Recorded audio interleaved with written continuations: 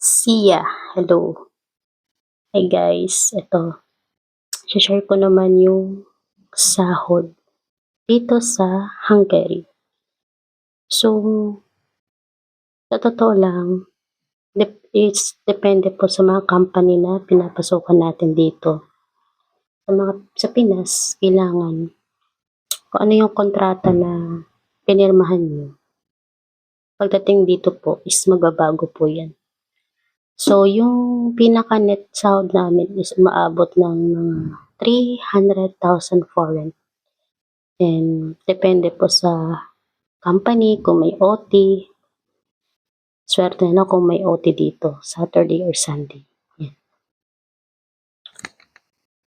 Tapos, sa peso niyan, iba-iba. Kasi may palitan pa. Palitan sa ibang bansa dito sa atin tsaka sa Pinas. So, ang gamit ko po dito na bank, bago po ako pumunta dito sa Pinas, is GoTime. GoTime po ang gamit ko dito. And then, yung currency or padala sa Pinas, iba-iba din po. Meron tayong Wise, PaySend, may mga apps din sila na gamit dito. Pero ang tunay, ang gamit ko naman talaga is PaySend. Tapos yun, yung tap-tap na apps. Depende sa palitan. Gusto mo sa PaySend, kung tumaas na ng piso, okay na yun. Ang palitan ngayon po dito sa ngayon is 0.19 foreign. Yan. 0.19 foreign yan sa currency dito kung magkano sa piso. Sa Pinas po is yung 1 foreign is 0.19 pesos. Then, i-convert mo siya kung magkano sahod mo.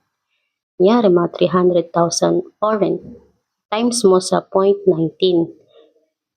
Sa totoo lang, nung last month, siguro umabot siya ng 0.20 foreign. Hungarian foreign. Ano dito, pera. Then, pag nag-grocery naman kami is, ang gamit namin is, tap na lang kami. Yan, tagtatap lang kami. Gamit yung credit card. Tapos, pwede po sa cellphone.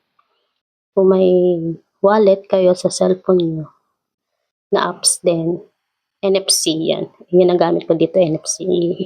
Gaganon mo lang yung cellphone mo sa ano nila, counter. So, yung sahod ko last month is around 60K yan. Fix na po yan.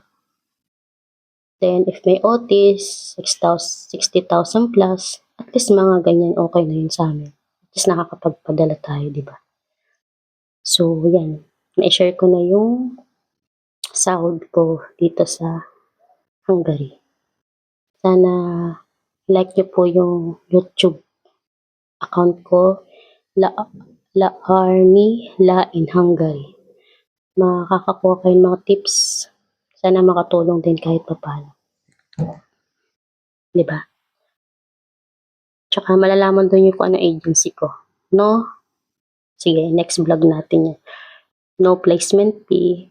Then, refundable yung medical.